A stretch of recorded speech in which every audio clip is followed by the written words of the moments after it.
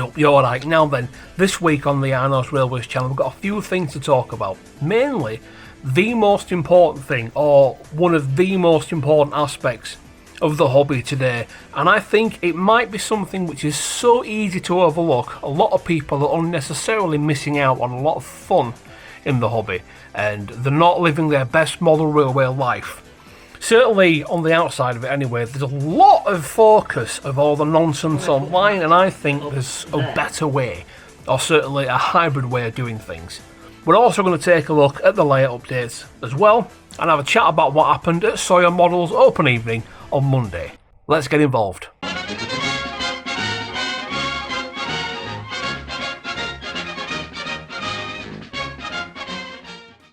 Iron Horse Railways is proudly sponsored by Sawyer Models of Leigh. There you will find quality used and new rolling stock from all the major gauges, all the way from Z to O gauge. They also carry an extensive selection of scenic items, including the WWS Scenic range, from static grasses all the way to grass tufts and all points in between. Of course, you can expect friendly service when you visit the store, but of course, if that's not your thing or you can't make it to the store, their website carries an extensive range of models and accessories from all the major scales. And thank you once again to Sawyer Models for being our sponsor. Right then folks, it has been a minute since I've done some actual modelling on the layout, and the last time you boys and girls saw my layout there wasn't much more done than what you see here. But I'm glad to say the water has now started to set, finally, after many layers. Still a bit wet over here. The dog is trapped in the water there. Once that's fully dry, I'm going to go over the top of it and add some of that white water stuff to make it look like it's flowing, or what have you. House is looking good now. I've put all LED in there, although it's not yet added to the track power. So, the reason why the roof's so green is because part of the card ripped. That's the issue with cards, I suppose. But moving swiftly on. You notice that there's buildings have appeared. Simon Pitcher sent me loads of buildings and loads of locomotives, which we will have a brief look at soon. We're going all the way down the layout. Again, this is just it's used for storage at the minute because I'm working on this layout elsewhere. But as you can see now, we've got this lovely little car park from road area built up. That's looking rather nice. I know it's quite dark down here, guys, so I do apologise for the quality of the image, but hopefully you can make out what's going on there. Car park is arguably too full, and there's a crane there and some steam engines. Anyway, there we are. But I've also done this now. The house on the hill has now become a church. We're going to make a small graveyard out front as well. Got some poppies. The lovely Enwins 3D waiting room ticket. You can just about see now. You can see the grey a bit better there. But I need to get lighting on this. Once the rest of the layout's done, we'll have the, for lack of a better word, the top layer, or the second layout on top. And I'm going to put lighting underneath it, obviously, so the bottom layer will be lit nicely.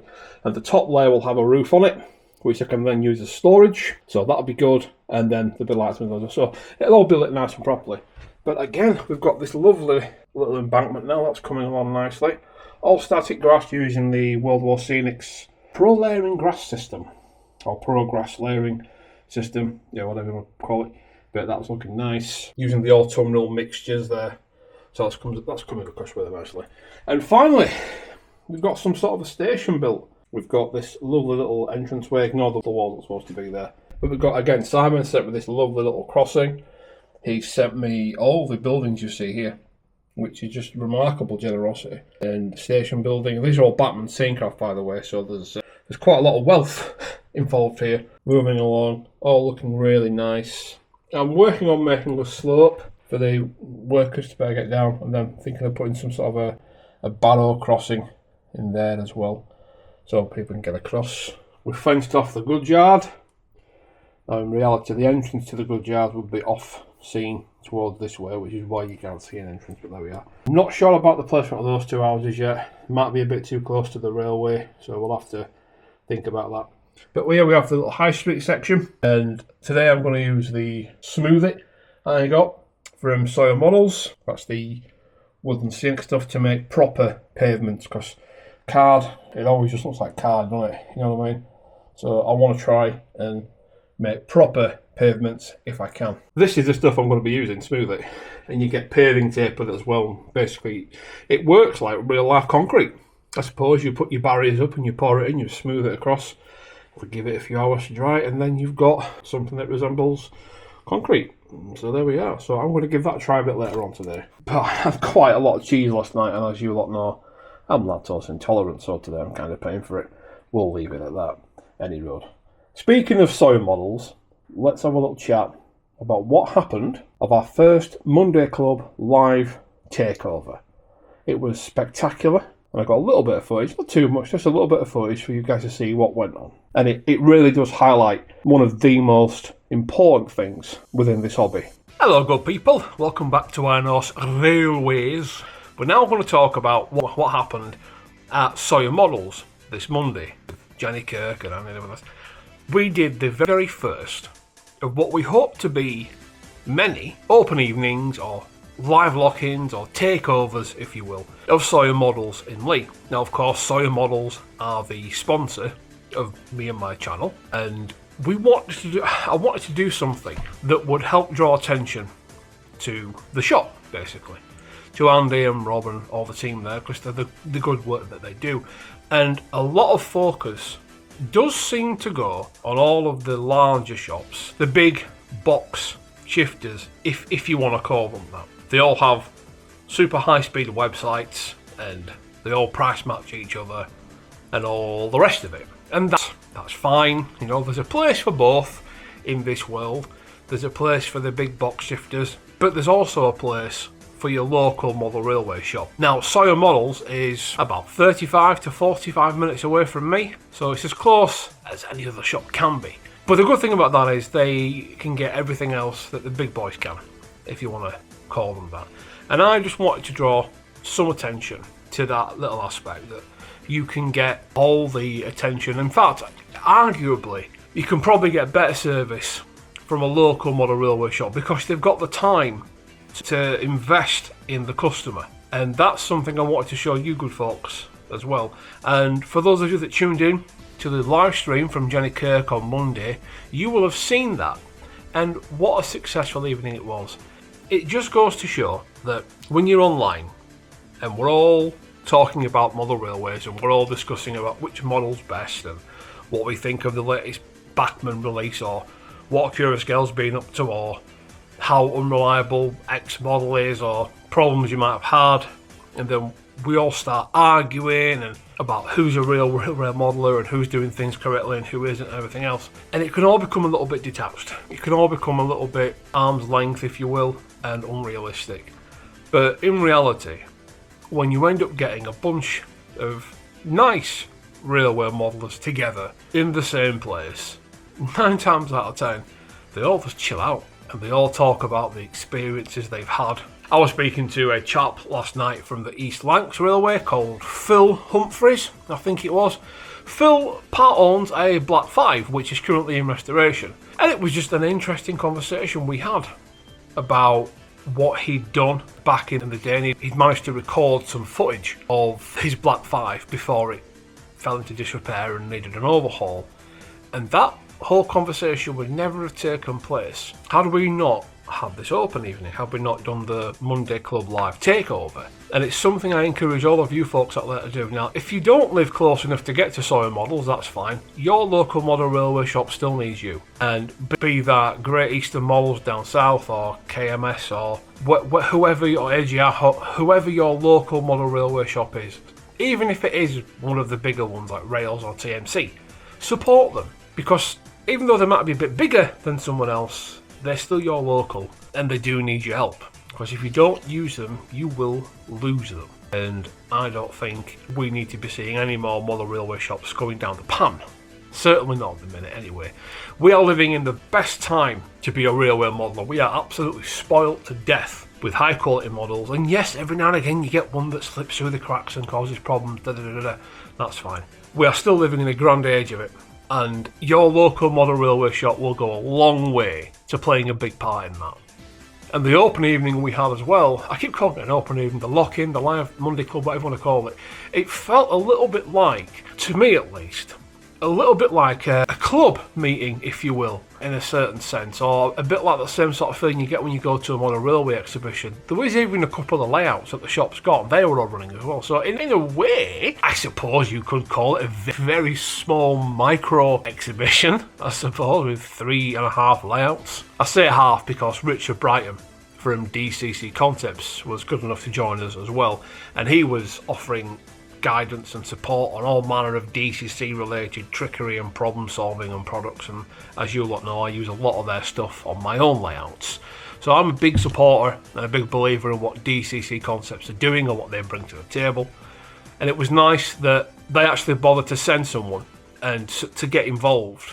And I know it's not always logistically possible, I understand that, there are geographical limitations, but when it does line up, it becomes a thing of beauty. That is the key point here. It's important to remember that we are all modelers, and we are all on the same side, and there's very little point in getting upset online. It's a bit daft really, because in real life it wouldn't happen. In real life you wouldn't start arguing and shouting at someone and rah. In real life, let's be honest, there's always a danger you're going to get a slap in the mouth, even if it is 2024-25. Realistically, you always tend to be a bit more on guard in person. Now, I'm not saying that's the only reason to be polite to someone. Of course I'm not. That's ridiculous. What I'm saying is, when you're not hiding behind a computer screen, you can't see what someone's saying. You can't see the facial cues, you can't hear the tone of voice, and you don't get any sort of reading on the type of conversation that's going on or the standpoint, and it's very difficult to get that with just some text on a screen and in a Facebook group page or a forum post or comment section or whatever, when you know that there are hundreds of thousands of people also watching the comments. There becomes this sort of almost like, well, people are watching, I better say something clever and I better say something quick and I better be snide or whatever, because you're very aware people are sort of looking over your shoulder going, oh, how's he going to react to that comment? But in reality, doesn't matter, guys. We're all on the same team here. We're all on the same side. We all love railway modelling. And what you find is when you have the same conversation in person, actually, people are very supportive. People are very understanding. That is the key point. Don't get wrapped up with the online thing. Now, of course, the online thing has its place, but it will never, ever replace the in-person stuff. And I think that's why a lot of people struggled during the lockdowns. They couldn't get out. There wasn't that closeness. There wasn't that human element involved. And the Monday Club went a long way, certainly helping me through the lockdowns. And I know it saved a lot of people's mental health as well. Because again, you couldn't have that closeness. You couldn't have that connectivity. This is why I think it's important on some level to have that. Now, whether you be the member of a model railway club or whether you choose to get your in-person modelling connection from shows, maybe you visit a lot of shows, or even if it is just going to your local model railway shop, that connection, that personal element, that in-person human element, it is vital to the survival of the hobby. I 100% stand by that. Without the personal element, this hobby will fizzle out. I mean, in a way, that's why I do what I do, because I want to share my taking on the hobby with you good people at home who take time out of your weeks to sit and watch me talk to a camera about absolute nonsense every week and show you my models and things, and I have a look at what you've got to share as well. But every now and again it's nice to meet up in person, and we try and do that at shows, and that's what we did.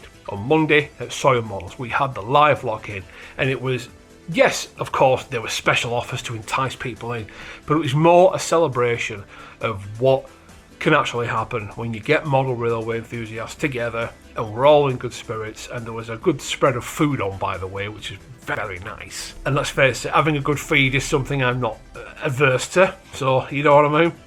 Why say no to a free din-dins? I invite you all. The next event at Sawyer Models will be coming very soon in the new year, hopefully when it's a little bit warmer. I invite you all to come along. And I appreciate it might not be a 10-minute bus ride for you, but please, if you can, please travel. It's a warm shop, there'll be plenty of food on the go, nice warm drinks, and plenty of bargains as well.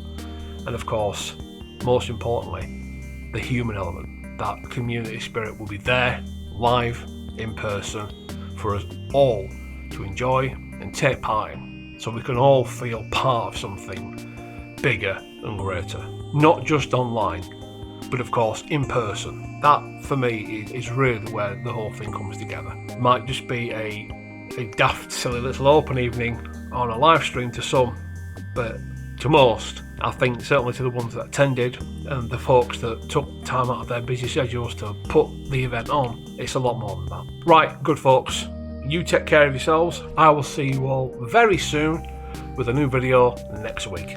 I think next week we're going to take a look at the locomotives that Simon Pitcher sent to me. There's a good few of them, so I'm going to get them all out, give them a clean, and if I get time, give them a little lubrication and a running, because some of them need a bit of attention. But I'm going to show you good people what Simon sent me, I think, next week. That'll be next week's video. So until then, take care of yourselves, and I'll see you all soon. Bye bye. Oh, and don't forget to do the whole like, share, comment, etc, etc. Right, go on. See you later. Bye.